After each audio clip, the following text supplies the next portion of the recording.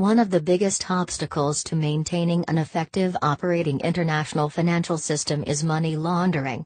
A global phenomenon and international challenge, money laundering is a financial crime that often involves a complex series of transactions and numerous financial institutions across many foreign jurisdictions. Laundering important for three reasons. 1. It facilitates crime by capacitating crime groups and networks to self-finance, diversify, and grow. 2. It can have a corrosive impact on financial institutions and other parties. 3. A third measure of harm is the extent of laundering, though this depends on which crimes are included and on harm to legitimate capital. Risks to the financial sector. 1. The financial system. On a macro level, money laundering poses a risk to confidence in the financial system and in its institutions. The soundness and confidence in the financial system as a whole could be seriously jeopardized, thereby losing the trust of the public, if the financial system is seen to be laundering criminal proceeds. 2. Financial institutions.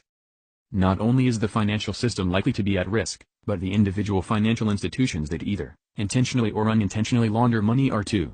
Banks are discovered to be laundering money are most certain to face costs associated with the subsequent loss of business as well as legal costs.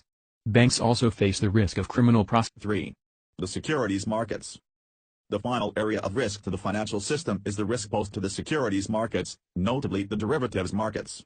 As a result of the degree of complexity of some derivative products, their liquidity and the daily volume of transactions, these markets have the ability to disguise cash flows and hence are extremely attractive to the professional money. There are three stages of money laundering process. First, placement. Second, layering. Third, integration. First stage is placement. This stage, known as, represents the initial entry of the dirty cash or proceeds of crime into the financial system. The placement makes the funds more liquid because by depositing cash into a bank account can be transferred and manipulated more easily. The monies are placed into the financial system or retail economy or are smuggled out of the country. This is the most risky stage in the money laundering process. Layering is the second stage of money laundering process. Layering is the process of separating the result of criminal activity from their original through the use of many different techniques to layer the funds. The money can be transferred between several countries. Typically, layers are created by moving monies in and out of the offshore bank accounts of bearer shell companies through electronic fund transfer, EFT. This is the most complex and often involves the movement of international funds. The final stage of money laundering process is integration. Integration is the process to get the funds back to the crime from what appears to be a reputable source. Then, the purpose is to reunite the money by criminals in a way that does not draw attention and appears to result from a legitimate source.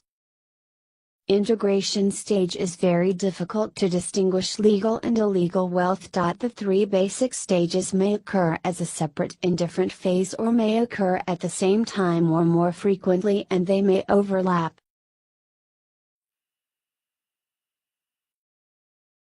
Next, the impact of money laundering. The impact of money laundering on economic. There are undermining the legitimate private sector. Erosion of financial sector. Economic distortion and instability. Reduction of government revenue. And lastly, reputation risk. First, undermining the legitimate private sector. The criminals' use of front companies to mix proceeds of illegal activity with legitimate funds in order to hide the illegal profit. Hence, those front companies have a competitive advantage compared to legitimate private sector, as it's able to supply the product price below the cost of production. Second, erosion of financial sector. It tend to weaken the stability and damage the financial institution's reputation. This is happen as a result from a large sums of laundered money flows in or out of financial institutions without notice. Third, economic distortion and instability.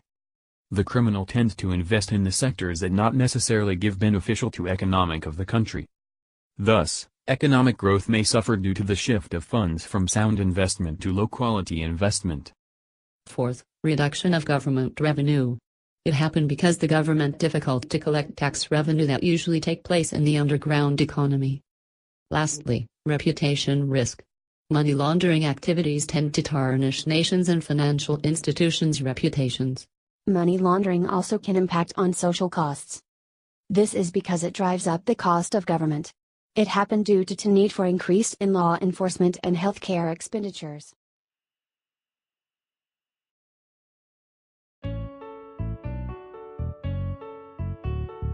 Anti-Money Laundering Act provides funding for money and terrorism financing and measures to be taken to prevent the prevention of money laundering and terrorism financing. Anti-Money Laundering Act provides extensive investigative powers including powers for law enforcement agencies. Anti-Money Laundering Act also requires all reporting institutions to create ongoing employee training programs to protect and admit any suspicious transactions.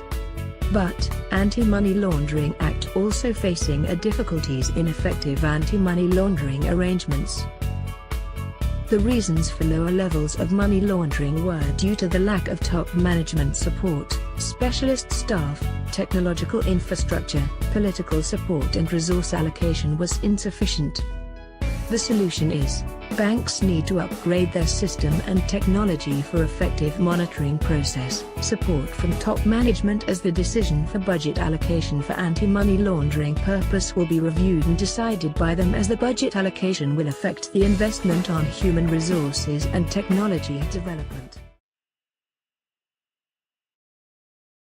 3 facts about money laundering cases. First case refers to the cases of HSBC, which estimated amount is $5.57 billion. In 2012, HSBC forfeited $1.2 billion for having inadequate money laundering controls.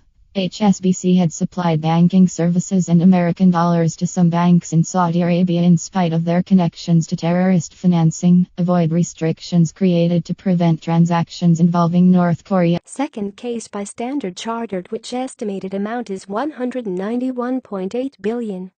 In 2012, the British bank Standard Chartered was accused, by New York's Department of Financial Services, DFS, of helping the Iranian government to circumvent U.S. money laundering regulations to the tune of an estimated $191.8 billion over 10 years. The bank paid a civil penalty of $262 million in 2012 by the DFS and the U.S. Department of Justice for failures in its anti-money laundering controls and for violating U.S. sanctions on Burma, Libya, Sudan, and Iran.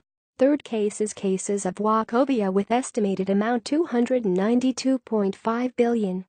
During the course of the investigation, it was discovered that Mexican cartels were smuggling U.S. dollars, gained from selling illegal drugs in America, across the Mexican border.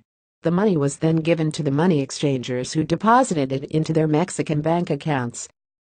The origin of the money was not investigated by the Mexican banks, and this allowed the criminals to place their illegal earnings into the legitimate sector. These funds were then wired back to Wachovia's accounts in America, whose origin, again, was not checked. Any remaining banknotes were shipped back to America using Wachovia's bulk cash service. Wachovia paid the federal authorities a total of $123.7 million for willingly failing to establish an adequate AML program, subsequently allowing, from 2004 to 2007, the transfer of an estimated $292.5 billion into dollar accounts from money exchangers, or Casas de Cambio in Mexico, that the bank did business with.